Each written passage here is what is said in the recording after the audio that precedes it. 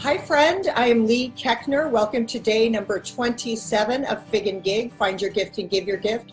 33 days to a more joyful life. If you would join me in 3 grounding breaths, please. And I would like to think today, because I think the key to accessing who we are and why we're on the planet and all things good is moving from our head to our heart. So I'm just going to do that actually today as I breathe in. I'm going to move from my head, and as I exhale down to my heart. And then the last one, I'm going to do an Om, if you would like to join me on that, just to unify us all and everything on the planet and all that good stuff that Om does. Okay, in through your nose, out through your mouth, in through your nose, and out through your mouth. In through your nose and out through your mouth. Remembering to take 3 breaths, we know, is an amazing way to quiet your mind and connect your body and detach from all the thoughts that are spinning. And also, if you can remember the simplicity, even if you just touch, I'm going to move from here to here. I'm going to move from judgment to kindness. I'm going to move from anger to softness. Moving from here to here also could be something besides breathing that just reminds you you've got yourself, you're okay. My house cleaners are here, so I'm out in my office, which is my back porch, and there's probably going to be people passing through, and the vacuum's going, so bear with me if you will. The topic today is, and if you would, make sure you have your journal. If you do not have it, make sure you have or grab, and I can wait a second, a paper and a pen, because we're going to write a few things down, and then we're going to explore them a little bit. But today's topic is turn your heartache into heart opening. Turn your heartache into heart opening. And have your journal handy. Okay, this one is super cool. We can take our heartache, our childhood devastation, and our adult bone-crushing moments, and not only be in gratitude for them, but use them to catapult us into joy and abundance. Okay, I kind of think it goes like this, or this is a possibility. Remember I told you sometimes we have things that life is this way, death is this way, living is this way, but there's so many other possibilities around us, maybe ones that could really touch our heart and change our lives. So when we open up our thinking, we are open to maybe a new way of living, right? And that's kind of what we're doing here in these 33 days. So allow your mind to go here with me.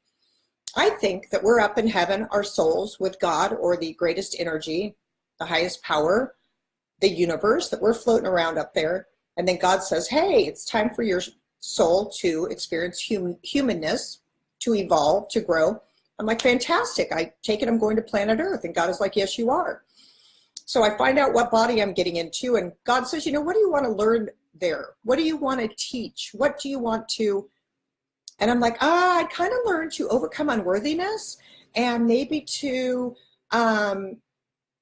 you know, I don't know, you know, like I'm brainstorming with God and figuring out what my soul's evolution is. And then God goes, okay, well, I've got the perfect things that are going to help you. And I'm like, okay, well, you know, I'd like to teach people about knowing their worth. And he goes, great, then let's give you something that you have to overcome so you know your worth, right? So we're going to send you down. You're going to think you're unworthy. You're going to overcome that, and then you can go out and teach people about it, right? Because I think our greatest teachers are the people who have lived it and then shared how they have come out the other end of it, or come out into the light, or been better or greater than they ever imagined that they could be.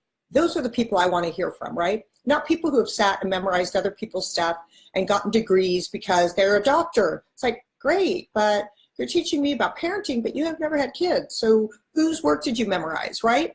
And I'm not saying that's anything's bad or good, but realizing when you go through something and it's tangible and you feel it and you overcome it and learn, you are the greatest warrior. You are the greatest messenger of that platform, because you have experienced it and because you've healed from it and learned. So today, the today talk is, if you are really hurting because somebody died recently, or if you are really, honor that. Don't rush through grieving. Grieve at how you need to grieve.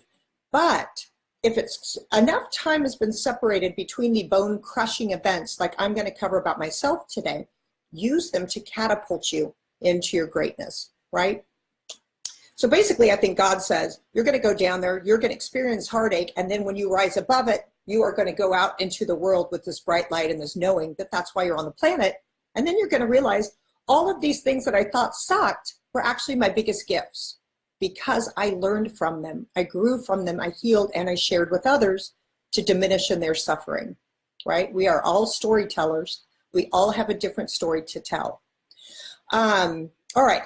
When we know that everything that has happened up until this moment showed up for our learning, our growing, our healing, our loving, and our abundance, everything is important for the tapestry of who we have become today, who we are today, every experience. And soon, when you really get this in your bones, you stop labeling good experiences and bad experiences. You realize that they're equal in your growing and learning. And actually, the bad ones are better than the good ones, because that is where we stop. That is where we are stopped in our tracks, or we fall to the ground and we can't breathe, or we don't think we can stand up again. Literally, we are stopped in life. So we can slowly start breathing again and feeling our bodies again and looking around again and seeing the light again. And then when we stand up and we are whole, we are bigger and more expansive and stronger than when we fell. So there are beautiful blessings in heartache. I think there's one in my house painted. So I want to talk about a couple that have happened to me, just to give my perspective and what I'm talking about. My mom.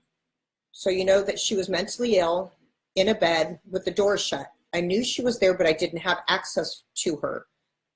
In my little girl brain, when I was about 5 to 7, I formed the idea that I was unworthy. I was so unworthy, I wasn't even good enough for my own mother to give a shit about. My own mother didn't even get up to look at me or come to my stuff or brush my hair or hold me. I must really suck, right? So that's the idea that I got when I was young. Then as I have worked on myself and healed and done therapy and continually seeking to feel better and to learn about stuff and not cram it down, to bring it out into the light and let it be seen. It's not an embarrassing bad thing what we go through. They're beautiful builders in our ladder and our steps up to all that we can be. So as I learned about, oh, my mom wasn't unworthy. I'm very worthy. Just because I'm on the planet and God wants me here, I'm worthy. All I have to do is breathe to be worthy. Hear that? All you have to do is breathe. Just because you're here, you're worthy and you're meant to be here. There are no mistakes. Even if people think that they were conceived in a mistake, there are no mistakes. So congratulations on being fully worthy and whole right now, despite what your brain says. So my mother, I healed. So I went from blaming my mother for my promiscuous drug use, alcohol use, bad behavior, running fast and hard, to starting to heal, starting to have ownership of my life, regardless of what happened down here. Then I had new compassion, awareness of why my mother was in bed, because she was mentally ill. Then I had compassion for her. And then I realized that she did her job coming down here perfectly with me to set me up on the path I'm on today. So she went from my biggest finger pointing problem to my greatest spiritual teacher. Do you see how you can come full circle when you heal and you do the work to appreciate what you were given as opposed to blame what you were given? My son Charlie, he came into the world kicking and screaming, and it didn't stop until he was 13, and I sent him to a therapeutic boarding school, which, as a mother, all we're supposed to do is take care of our children, and I had to send mine away. So my old story of unworthiness was creeping in. You're not even good enough as a mother to be a mother, right? All these bullshit stories we tell ourselves. When it ended up that Charlie needed to go there, so I could find out what a mother really meant, was to let go of all of my preconceived notions of what a mother is, and to look at the human being in front of me and to guide them and support them the way they need to be guided and supported, not the way I think they should be guided and supported. So experiencing Charlie and struggling so hard and trying so hard to fix it and get the best schools and the best doctors and the best medicine and doing all of this, when I sent him away, I got to sit down and take a breath, regroup, find a new way of being. Charlie got to take a breath, stand up, and become a man. And then we came back together as two totally different people after 2 years. And that was the biggest gift I got in parenting, was having a son that struggled and learning to support, love, and navigate with him, not try and do everything. So Charlie gave me my best perspective of even what being a mother is. He taught me how to mother in a healthy way. So I'm grateful for his upset. I'm grateful for his, I literally think that Charlie was like in heaven with me going, okay, I'm going to come down to the planet. And when you think you've got it good, I'm going to like really throw a bunch of wrenches at you constantly until you find a new way of being gentle with yourself and a new way of living. And the minute I got those lessons from Charlie, he got to drop the story of having struggles. And now he's pretty cute, acting. He's happy and he's moving forward on his own. And I have confidence in who he is as a human being and a man because I stepped back and took care of myself and quit focusing and pointing at him. Okay, Charlie, redefined motherhood and then losing my knees. They took it out. I almost died. And then I was grieving that I couldn't be a mother and give my husband more kids because I wanted a bigger family, blah, blah, blah. My spinning my story, tired. Then I got a surrogate. Another woman was carrying my baby. It was a very bumpy ride. And through surrogacy, I learned surrender because I realized I was in control of nothing. So if my baby was in my body or somebody else's, it didn't matter. God had my baby. I didn't need to try and control it. I had to surrender when things got really heated during my first surrogacy thing, when I couldn't eat and I couldn't breathe and I was crying and I was on my knees. I literally fell on my knees and said, God, help me. I can't do this anymore. Because the girl kept pretending she had injuries so she could get on bed rest, but I didn't know that's why she was doing it. So every time I was just crying, something was happening to my baby and I couldn't do anything. So anyway, I got on my knees and I said, God, help me here. I'm a hot mess and I'm falling apart and I can't do this anymore on my own. And I heard, I don't know if it was like out or in my head, but I heard, everything is okay. I had your baby when it was created. I had your baby when it was put into the surrogate, and I will have your baby as she is passed to you on her delivery day. And in that moment, I was surrounded with peace. I stood up knowing everything was okay. And I had full surrender, knowing I didn't have to do a dang thing, that God had my back. My gal's cleaning windows right there, so sorry if there's noise. So those three things, I almost died, lost my uterus. My mother was mentally ill and not there for me in the way I thought she should have at the time. And my son, I had to send away to a boarding school, were three huge pivotal things in my life that now are my biggest platforms to soar, are the places that I am an expert because I've been through it tooth and nail and learned all the different ways to try it and then the one that worked. Not that it's the only one that works, but it could help some people. Okay, so do you guys see how you can take these things that you have been paralyzed by, held back by, missed jobs and opportunities and relationships and fun because of these old thoughts that they were bad? So if you would open your journal right now and close your eyes for a minute and say, hey, thoughts, I would like you to pop up into my head of things that have happened that have felt bone crushing as an adult. And just jot down what pops up. Or you could think, what is the two things from my childhood that's my go-to story of why I can't succeed? And jot them down. Was I abused sexually or physically? Was I neglected? Was I told horrible things? Jot down whatever it is from your childhood. And we'll just take a peek at the three things I said. So the bone-crushing moments as an adult, any of your heartaches, any of your childhood devastations, jot those down. Just write those down on the paper. I was neglected. I was physically abused. I was not seen and heard. Whatever it is that comes up for you, jot it down. I almost died.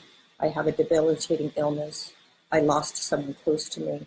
Write down the things that have weighed you down or broken your heart. And then you can take more time when we're done. But when you're done writing those down, just put your hands on the paper and close your eyes and thank the paper for showing up today. Thank the pen for writing for you. Thank your beautiful hands that they're able to work. And then bless the words that are on the page. Say thank you to every single thing that you wrote down. Every single thing that is a part of who you are today. Exactly the way you're supposed to be, with the exact stories and experiences uniquely to you. Thank that. Just close your eyes for a minute, put your hands on the paper, and thank those words. And thank the people that were involved with those, and your little younger self, that you're able to endure those things, but you no longer have to as an adult. We're going to shift how we look at those things and how we think about them. Like if you still feel raw and cry, then cry and feel raw. But know underneath that, have a new foundation that those things could be blessings, that those things are blessings, that those things are life changers in the best possible way, that those things will make you stand taller than you have ever stood.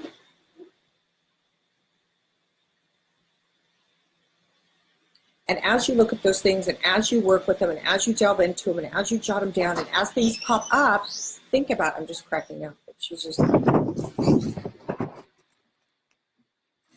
window cleaning.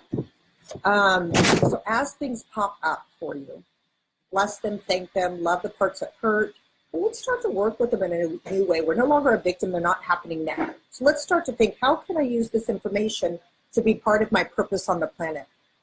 Oh, you got to shut the door, please. I'm doing a live video, and it's too loud. Oh. Thank you.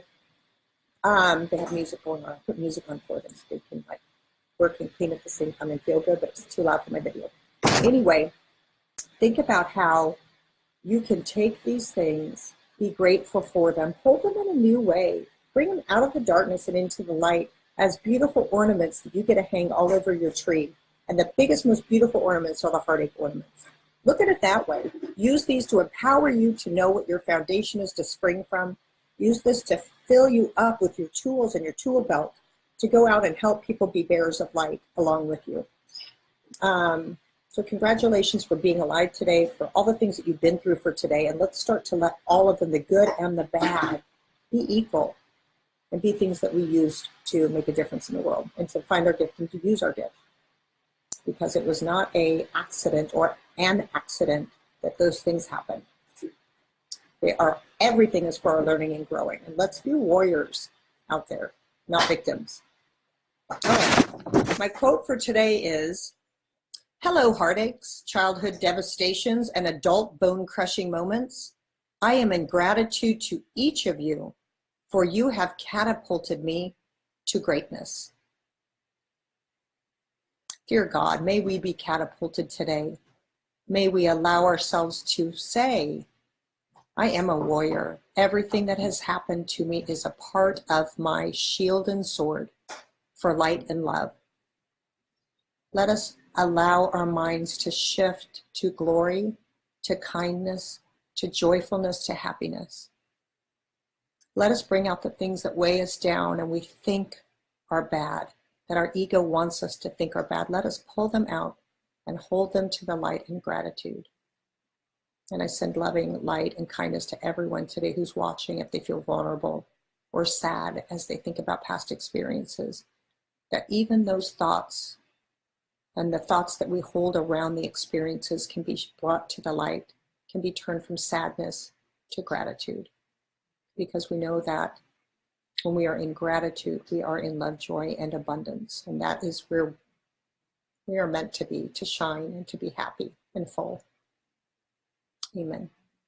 All right, you guys, thank you so much for that. Good luck with this exercise. Be gentle with yourself and let it start to become fun. Start to become the good work. I'll see you guys tomorrow for day number 28.